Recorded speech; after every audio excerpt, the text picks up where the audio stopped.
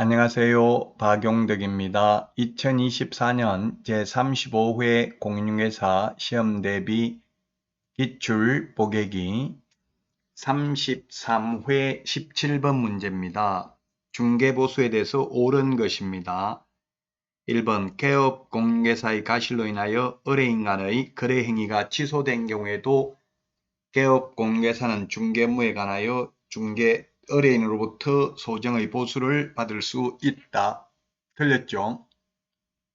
개업 공인중개사의 고의과실로 무효 취소 해제되면 못 받습니다. 개업 공인중개사의 고의과실 없이 거래 당사자의 이행지체 등으로 계약이 깨져도 물론 보수 받을 수 있습니다.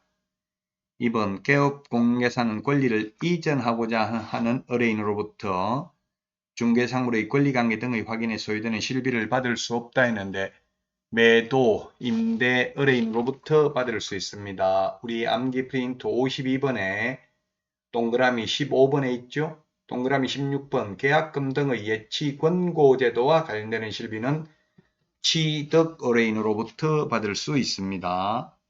2번 틀렸고요. 3번 개업 공인중개사는 권리를 취득하고자 하는 중개 의뢰인으로부터 계약금 등의 반환채무 이행보장에 소요되는 실비를 받을 수 없다 했는데 있습니다. 계약금 등의 반환채무 이행보장 제도와 관련되는 것은 취득의뢰인으로부터 받을 수 있고요. 그 다음에 4번입니다. 개업공개사의 중개보수 지급 시기는 개업공개사와 의뢰인 간의 약정에 따르되 약정이 없을 때에는 중개대상물의 거래대금 지급이 완료된 날로 합니다. 그렇습니다. 잔금 치러야 받을 수 있습니다. 그래서 4번이 정답이 되겠습니다. 자, 그 다음에 5번 주택 외의 중개상물의 중개에 대한 보수는 시도 조례로 정한다. 주택 외의 경우에는 국토교통부령으로 정하고요. 주택의 경우 국토교통부령이 정하는 범위 내에서 시도 조례로 정합니다. 그래서 정답은 4번이 되겠습니다. 다음은 18번 문제 보도록 하겠습니다. 행정처분 효과의 승계 등에 관한 설명으로 옳은 것입니다. 기억에 폐업신고 전의 개업공개사에게 한 업무정지 처분의 효과는 그 처분일로부터 2년간 재등록이 아니라 1년간 재등록한 개업공개사에게 승계됩니다. 그래서 틀렸고요. 행정제재처분 효과의 승계 법제 40조에 규정되어 있습니다. 맞습니다. 니은에 폐업기간이 2년을 초과한 재등록 개업공개사에게 폐업신고 전의 업무정지 사유에 해당하는 위반 행위를 이유로 행정처분을 할 수 없다 했는데 맞습니다. 폐업기간이 1년을 초과하면 폐업신고 전의 위반 행위로 인한 업무정지 처분할 수 없습니다. 그래서 니은은 맞고요.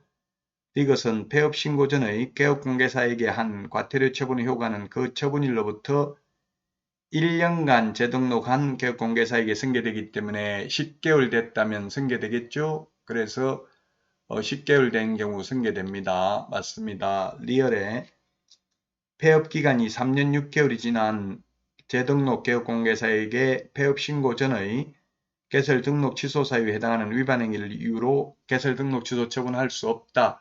맞죠? 폐업기간이 3년을 초과하면 폐업신고 전의 위반 행위로 인한 등록 취소는 할 수 없습니다. 그래서 4번이 정답이 되겠습니다.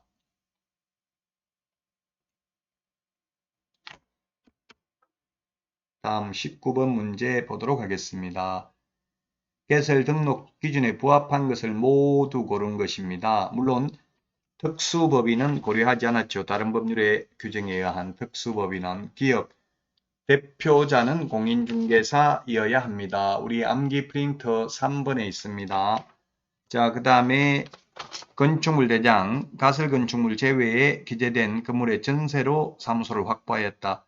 전세든 임대차든 자기 건물이든 상관없죠. 사용권만 확보하면 되죠. 디귿 중개사무소를 개설하려는 법인이 자본금 5천만 원 이상인 협동조합 기본법상 사회적 협동조합이다 했는데 사회적 협동조합은 영리법인이 될 수 없습니다. 그래서 사회적 협동조합은 안 됩니다.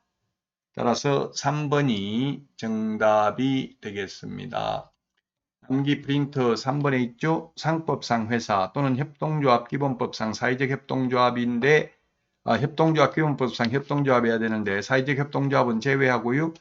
자본금 5천만 원 이상이어야 되고 법 14조에 규정된 의무만을 영위할 목적으로 설립되어야 되고요. 그 다음에 3번 대표자는 공인중개사여야 하며 대표자를 제외한 임원 또는 사원의 3분의 1 이상이 공인중개사여야 합니다. 4번 모든 사원, 임원, 전원이 실무교육을 받아야 되고요. 그 다음에 5번 건축물 대장에 기재되어 있는 사무소를 확보해야 되고 가설 건축물은 안 됩니다. 사무소 면적 제한은 없습니다. 자, 다음은 20번 문제입니다. 포상금을 지급받을 수 있는 신고 또는 고발 대상을 모두 고른 것은 했는데 우리 무부양 광시 공시 암기 프린터 28번에 있습니다. 암기 프린터 28번 포상금 지급 대상 무부양 광시 공시 무등록 중개업자 거짓 부정한 명부로 등록한 자 양도 대여한 자 개공 아닌 자가 강구한 경우 그 다음에 개공이 거짓으로 계약 성립된 것처럼 꾸미는 등 시세에 부당한 영향을 미치는 행위를 한 경우 공동중개 제한 왕따시키는 경우 그 다음에 누구든지 시세에 부당한 영향을 미치는 행위를 하여 개업공개사의 업무를 방해하는 행위가 포상금 지급 대상이 되겠습니다. 자, 그래서 기업에 매매를 업으로 하는 거 요거는 금지 행위는 해당되지만 포상금 지급 대상은 아니고요. 니은 자격증 양도 대여받은 자 포상금 지급 대상 맞네요. 니은은 맞고요. 디귿은 거짓되는 행, 그 밖에 의뢰인의 판단을 거르치게 하면 금지 행위로서 1년 이하의 취직이나 1,000만 원 이하의 벌금이지만 포상금 지급 대상은 아닙니다. 암기 프린트 28번에 있고요. 암기 프린트는 네이버 카페 박용덕 박사의 부동산 여행에서 다운로드 받을 수 있습니다. 2인 이상이 공동으로 신고하면 균등하게 배분을 하고요. 만약에 합의를 해오면 합의된 방법에 따라 지급합니다. 2건 이상이 접수된 경우는 최초로 신고한 자에게만 포상금 지급하고요. 포상금 지급 결정일로부터 1개월 이내에 포상금 지급하고 포상금은 국고에서 최대 50%까지 보조할 수 있죠. 부동산 거래 신고 등에 관한 법률상 포상금은 전액 시군구 재원으로 충당한다는 점이 차이점입니다. 그리고 부동산 거래 신고 등에 관한 법률상 포상금은 접수된 날로부터 2개월 이내에 포상금을 지급합니다. 공인중개사법은 결정일로부터 1개월 이내에 포상금을 지급합니다. 자, 이번 시간 여기까지 하고요. 다음 시간에 찾아뵙겠습니다. 다음 시간에 만나요. 안녕.